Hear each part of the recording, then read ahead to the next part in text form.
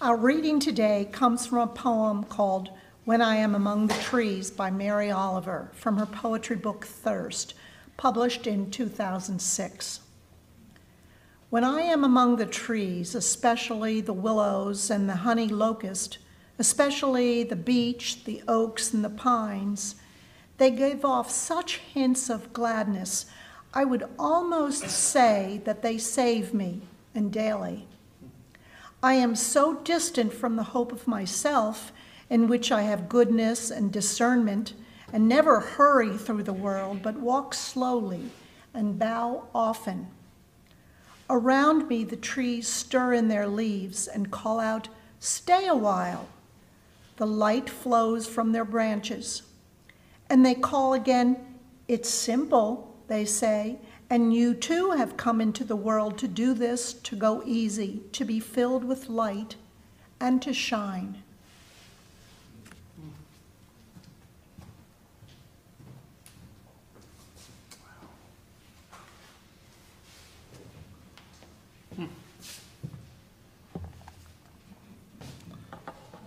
Beautiful words from Mary Oliver.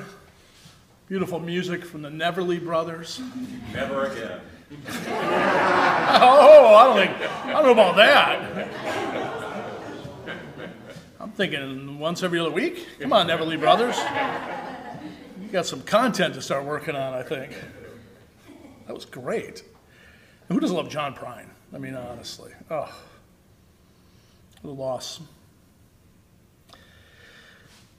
Hey, I want to begin today's journey into our sermon series, Beyond the Bible, as we're calling it, with a poll question of sorts. And that question is this: who here in this space and online has heard of a person named Augustine? 3 of you, really? Come on, who's heard of Augustine? Does it help if I say Augustine? Oh, now everybody's hands are going up. Okay, that's good. All right, more of you came up, and I'm guessing there's quite a few of online as well who have heard. They're just not admitting. Yeah, maybe you don't want to admit you've heard of Augustine. Is that it? Yeah. All right, that's fine. All right, there. Second question, a follow-up is this, and for you pastors out there, you don't cheat on this because you got inside knowledge. How many of you have heard of a man named Pelagius? Pastors out there? Couple up, like 4 of you. 4 of you. And don't mix it up with a man named Plagiarism. That's not what I'm talking about. Pelagius. I mean, he might have plagiarized, but who knows? But it's Pelagius. Okay, not many. That's most predictable. But I'm going to say it's also really highly unfortunate that so many of you have heard of Augustine and not many of you have heard of Pelagius. For one of these men's writings and beliefs were welded to the fabric of Christianity as it emerged in its earliest days and has shaped our religious identities right down to today in very unfortunate and damaging ways, while the other was banished to the ashes of history as yet another excommunicated heretic, my kind of guy, who's never to be heard from again, or maybe at least until recently, yet whose vision of God was radically different and is so much more beautiful. It is their stories I want us to explore to begin this sermon today as we explore alternative spiritual paths and ways that are beyond the Bible, or maybe in our case today, better said, beyond the Bible and its traditions and interpretations that have unfortunately come out of it that still to this day frame our lives. So you all have indicated that you heard of, most of you have indicated you heard of Augustine in one form or another. Of course you have. For who has not heard of his dreaded concepts of original sin? Have you heard of that? Oh yeah. Or limbo? Heard of limbo? It's not the dance. He didn't invent the dance. I'm talking about, limboing underneath. I would hurt my back if I went any further. Or how about predestination? You heard of that one? Yeah, but especially that dreaded original sin. This awful yet widely accepted doctrine created from the fantasies and delusions of the mighty intellect of Augustine states, in its most simplistic Cliff Notes form, the human beings from conception and birth, and really all of creation, is fallen into prey because of the grand act of disobedience that Adam and Eve, well, mainly Eve, come on, let's be honest. I can't go home later. Okay, Adam and Eve engaged in the Garden of Eden when they ate that fruit that God said, don't eat from. Don't touch that tree and don't eat that fruit. The world, because of this act of disobedience, is corrupt, and we are a part of that corruption, and we are in need of saving. And only through the grace of God can we be restored through the saving nature of one Jesus H. Christ, who comes to the world as the new Adam to replace the old fallen ways of the fruit-eating and very gullible old Adam. In the words of a favorite theologian of mine I'm reading right now, John Philip Newell, who's a Celtic theologian, he said, quote, "The doctrine of original sin has dominated the landscape of Western Christian thought and practice since the 4th century. It teaches that what is deepest in us is opposed to God rather than of God. It means that we are essentially ignorant rather than bearers of light. That we are essentially ugly rather than rooted in divine beauty. That we are essentially selfish rather than made in the image of love." And that list goes on and on. It is a doctrine that disempowers us. It needs our forgetfulness of the sacred tune at the heart of our being. The consequence, both individually and collectively, he says, have been disastrous. End quote. Welcome to the delusional world that Christianity still lives under. So much of it to this very day, thanks to Augustine. A little side note, I was doubting the sermon a little bit last night, doubting Thomas and me. I was like, does anybody really believe that anymore? And I'm watching a favorite pipe YouTube channel that I watch. And the guy that he was interviewing, who's a professor in South Carolina, he's got his pipe and he goes, well, you know, the world is fallen. And therefore we have a pipe to enjoy ourselves, to forget about the fallenness of the world. People still do believe this in this day and age, and it's still being preached or talked about. It's just crazy. But, always a but. There's another voice in this time, that of that other person I polled you with named Pelagius, the very one few of you have unfortunately never heard of. In reality, Pelagius was a British monk and a theologian who was a contemporary of our guy Augustine and a major detractor of his, disagreeing strongly with Augustine's vision of humanity and writing about and preaching about instead the utter beauty of human nature, and that sin does not define the totality of our existence from birth, my God, as babies, in our relationship with God and nature, really all of creation. In the words of Philip Newell again, I gave Augustine time, I'll give Pelagius time with him as well. He said, Pelagius foresaw the consequences in the 4th century of original sin. It led him to oppose the doctrine of original sin with all of his might. His concern was that if the church defined the human soul essentially toward wholeness, it would pervert how we viewed ourselves and our deepest energies. And it would distort the way we approach the people and teachings of other traditions. Newell goes on. He was right to be passionate.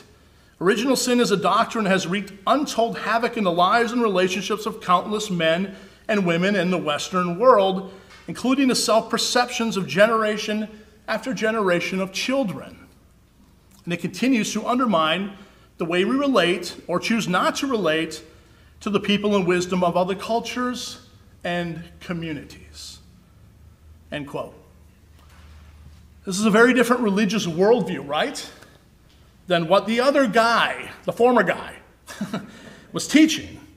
And unfortunately, Pelagius lost in the end, and Augustine won. And you see, in failing to dissuade the Christian elite of the time, of the dangers of Augustine's ways. Pelagius was labeled, you know the label, right? The word, what is it? A heretic. Ooh, a heretic. That meant something back then, not so much anymore. He was labeled a heretic. He was banned from the Roman Empire. And in turn to the annals of the history of Christianity, really over well. He was gone for a time, but he was never forgotten. I'll do a sermon later on Celtic theology, which really keeps him alive. Anyway, even though original sin provided the growing Christian movement and its new Roman Empire master under which it was growing with the necessary power over the people in their religious lives, because how do you threaten people? You tell them what? They're corrupt, right? And in need of something, right? And you hold the masses in check because they need what you have to offer, in this case, salvation. But Pelagius kept saying, no, it's not fallen, we're not depraved, it's none of that, but he was gone. But he's coming back and he lives, I'm going to show today, in others that are still preaching and speaking new truths that he was speaking long ago. So maybe it's time, I'm hoping to show today, that Augustine has had his say. And he's had his dang time, but his vision of the world has failed. And humanity has failed. And maybe now, in Pelagius, or let's just go beyond him to others, other prophets are rising up in a new vision of the world that sees harmony and beauty among its diverse constituents is ready to lead to a new way and a grand reimagining of the spiritual life beyond the Bible and the damaging interpretations that come out of stories from the Bible of like a man and a woman eating a fruit. Does that not sound asinine to you? Your whole history is based on the myth of a man and a woman in a garden eating a fruit. Think about that for a second. Maybe it'll hit you later. But it's obviously a new way today is needed. It's needed. And the question is, will we embrace it? Can we embrace it, or will we just stick to the Bible and its traditions that have been interpretively built up around those stories?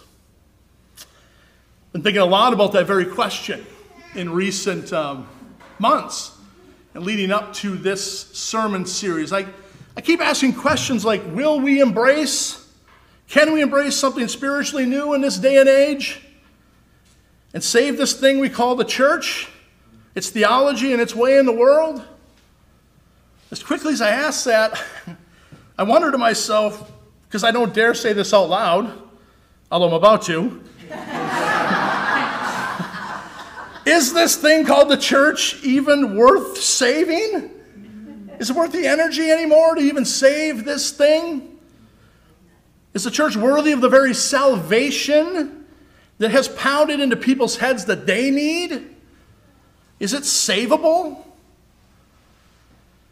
Is there room anymore, I guess, I wonder, with so much knowledge of the human condition now and expanding scientific insight for a religious way of life that sees its foundation in some ancient concept of mythical sin and a fall from grace and a need for a savior to come and redeem humanity and create creation from its waywardness?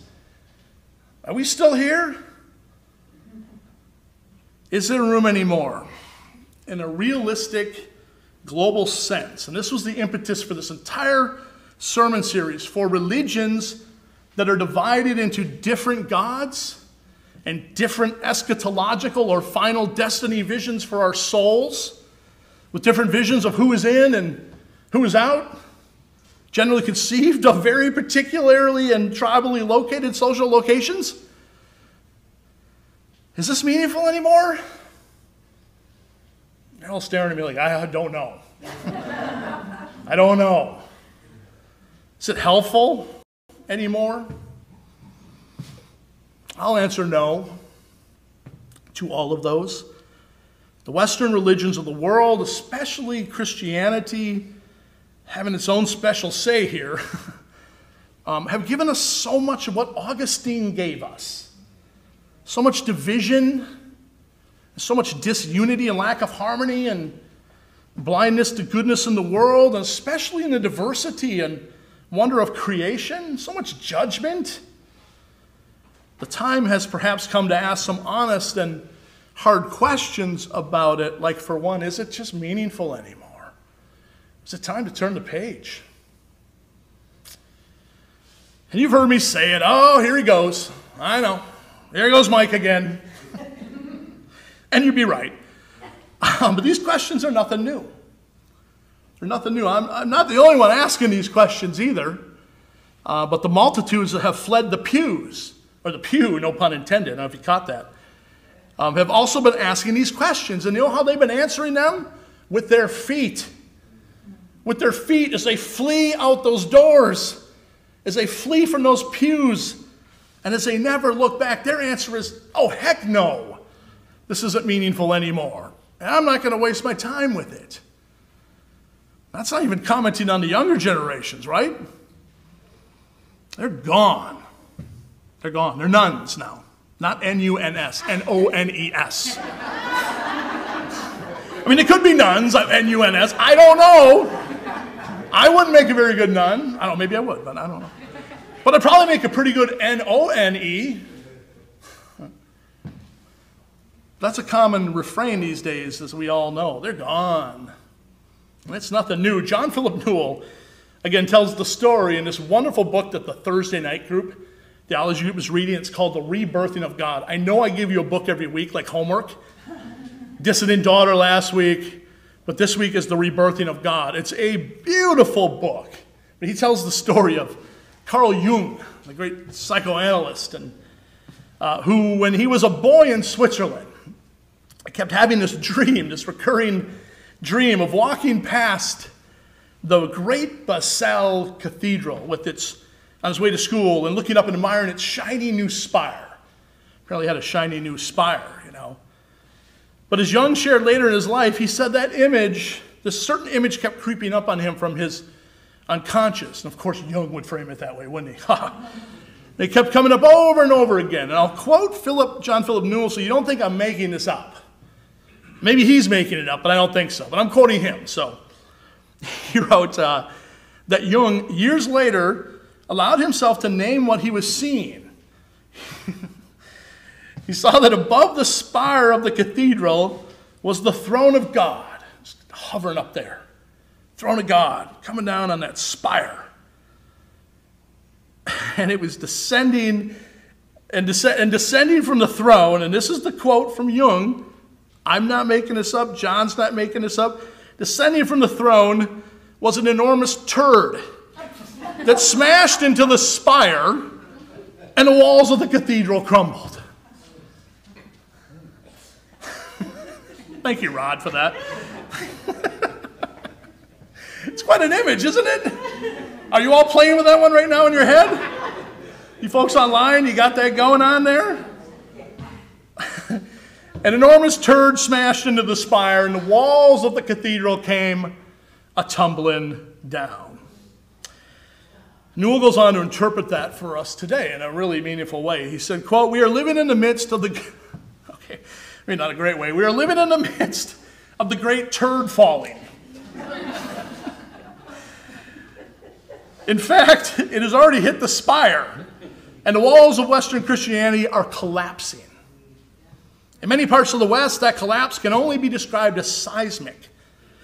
In another 25 years, much of the Western Christian household, as we have known it, will be no more. End quote. But then Newell goes on to lay out three responses to this. For us, the first is one that we've been pretty good at collectively. The first is to deny that it is happening, right? And the second, we've also done this, well, let's just reinterpret the whole thing. The second is to frantically shore up the foundations of the old thing. Well, that'll last for a while, right?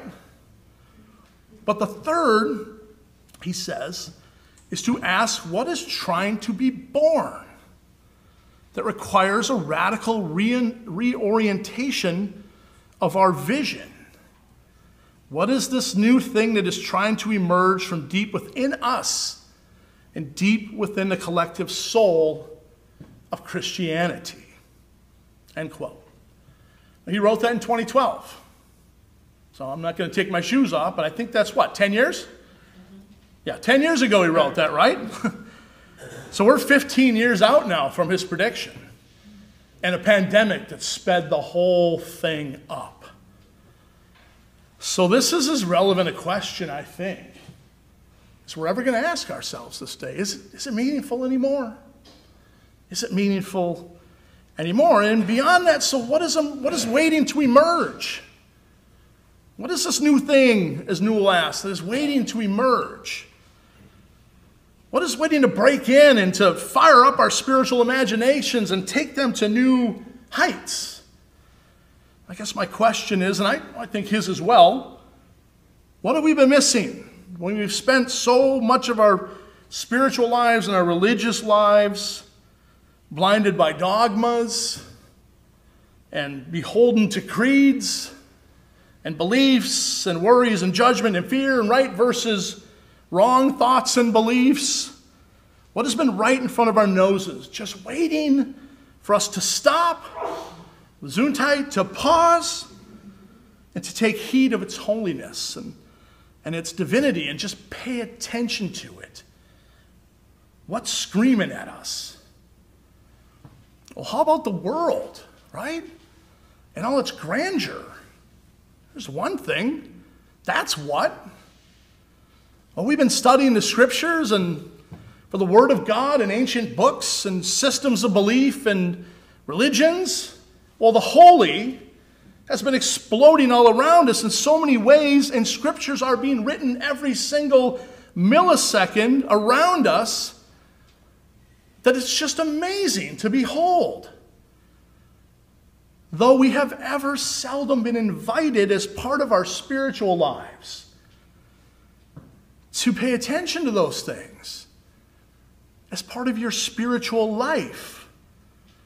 The poets have been telling us this for millennia, right?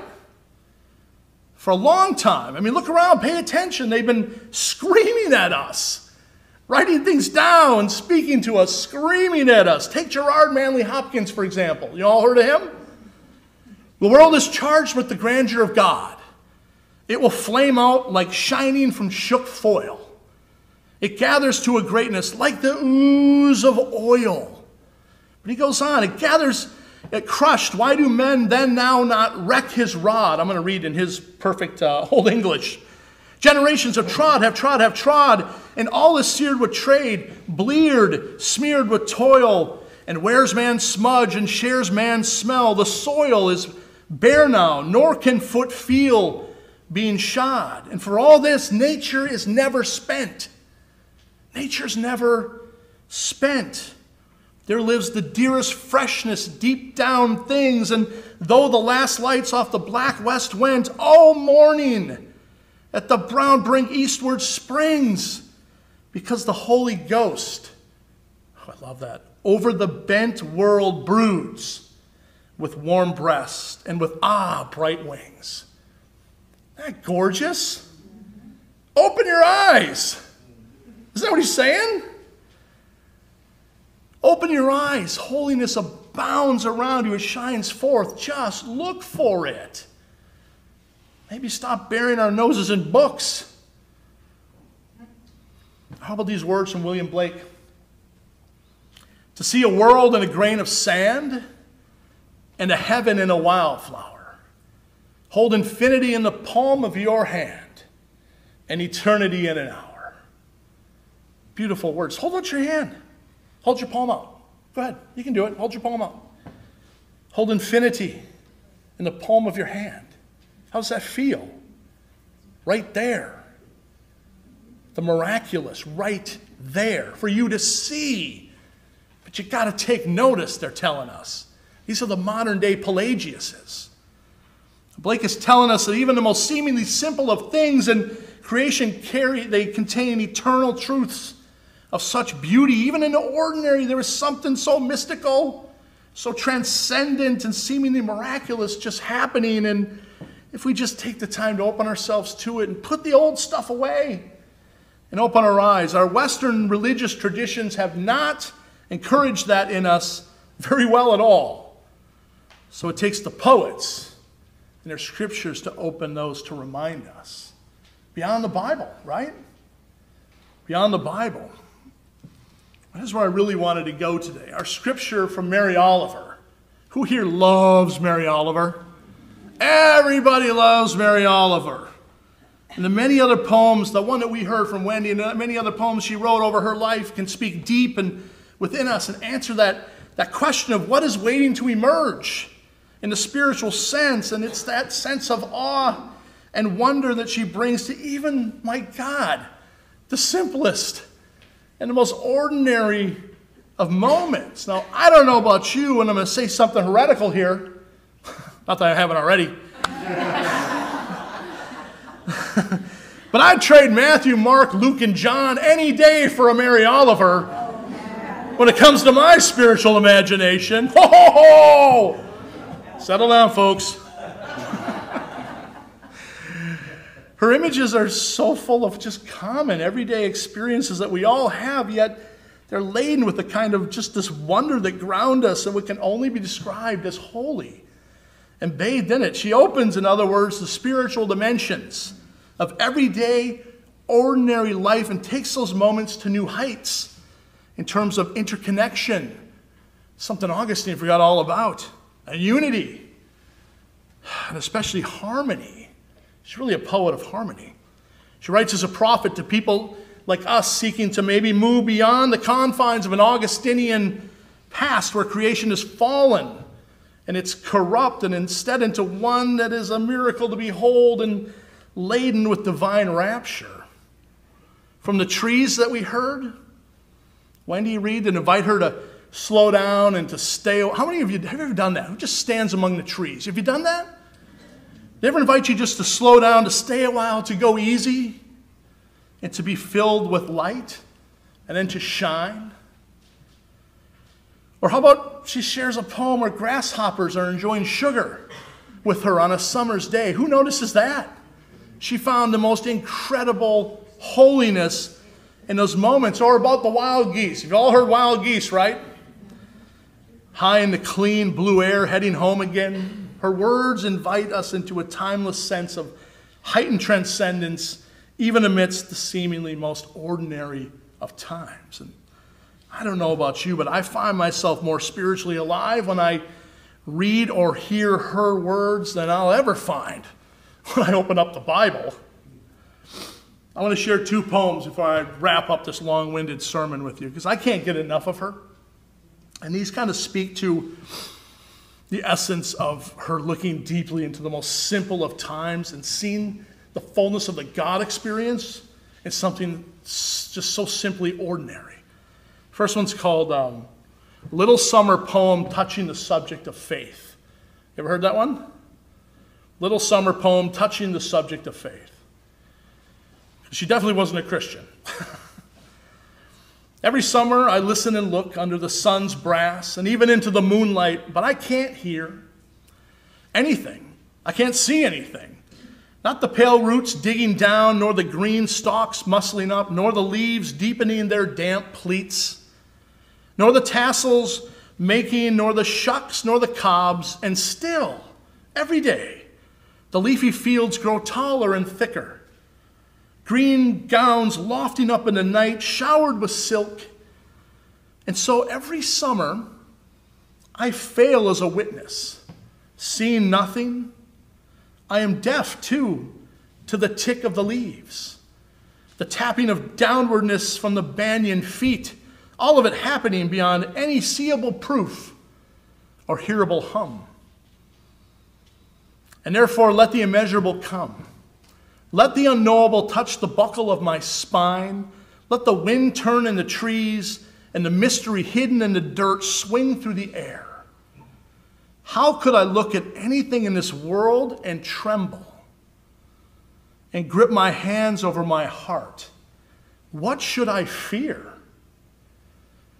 One morning in the leafy green ocean, the honeycomb of the corn's beautiful body is sure to be there. God. Is that just deep? You'll read that again later. Look it up and read it a few times. It's just the holiness in every moment of creation. It's not fallen. It's not all that crap that Augustine said it was. We've been sold a bill of goods. And we're finally starting to dig our way out. And the world's inviting us to do that. One more, and this is strangely my favorite Mary Oliver poem. See what you all think. I don't know why it's my favorite, but it's called When Death Comes. Strange one to have as a favorite. Because this one hits everybody, I think. Everybody and everything. I think of this one when I think of Mudge and Whitney, or Ron and his dad Harlan, and others who have recently lost loved ones. And all of us who will take that journey someday. When death comes like the hungry bear in autumn, when death comes and takes all the bright coins from his purse to buy me and snaps the purse shut, when death comes like the measles pox, when death comes like an iceberg between the shoulder blades, I want to step through the door full of curiosity, wondering, what is it going to be like, that cottage of darkness? And therefore I look upon everything as a brotherhood and a sisterhood, and I look upon time as no more than an idea, and I consider eternity as another possibility. And I think of each life as a flower, as common as a field daisy, and as singular. And each name a comfortable music in the mouth, tending as all music does towards silence. And each body a line of courage and something precious to the earth. When it's over, I want to say, all my life, I was a bride married to amazement. I was the bridegroom taking the world into my arms. When it's over, I don't want to wonder, have made of my life something particular and real. I don't want to find myself sighing and frightened or full of argument. I don't want to end up simply having visited this world. How sweet is that? It's one of the best meditations on death I've ever heard. We are called to live in this world. And that means in the fullest and most holy sense imaginable. So much, again, of our Western religious biblical tradition just has us passing on through, right? Trying to score points on the journey to the next and much more important realm as we escape this fallen world. That's what we've been sold. But our poets and our prophets and their scriptures, Gerard Manley Hopkins, William Blake, Mary Oliver, heck, even our old friend, the plagiarizer Pelagius, have been trying to fight the orthodoxies that tell us otherwise for a long, long time. But maybe, just maybe, it's time we listen to them and begin to see anew the light that is all around us and the light that we have within us. Not corruption and depravity, but the light, the beauty we have within us to share. That light is there. It's in us and in the world, even if one frustrated curmudgeon long ago tried to extinguish it. We just need to trust that it's there. And do like Mary Oliver invited us to with those trees, shine like the sun. Gesundheit. Bless you. I hope you're going to continue to enjoy this series. We focused on the poets today, my friends. We're going to focus on Buddhism, Native American spiritualities. I've got some other things in mind that we're going to explore, but the whole point is we're going beyond the Bible, beyond our religious traditions for at least a time until, we go back and explore the Jesus story, whom I love, you know that, in amazing ways. I hope you continue to enjoy this, expand our minds, our spirits, and let's see ourselves as a different kind of spiritual being in the world than anything you've ever been given the freedom to imagine because of a past that's so locked in theological baggage that sometimes it's just hard to see clearly. So peace be with you, my friends. You have light within you to give, and you are going to shine like the sun, and don't ever let anybody tell you that that's not true. Tell them Pastor Mike said otherwise. Amen.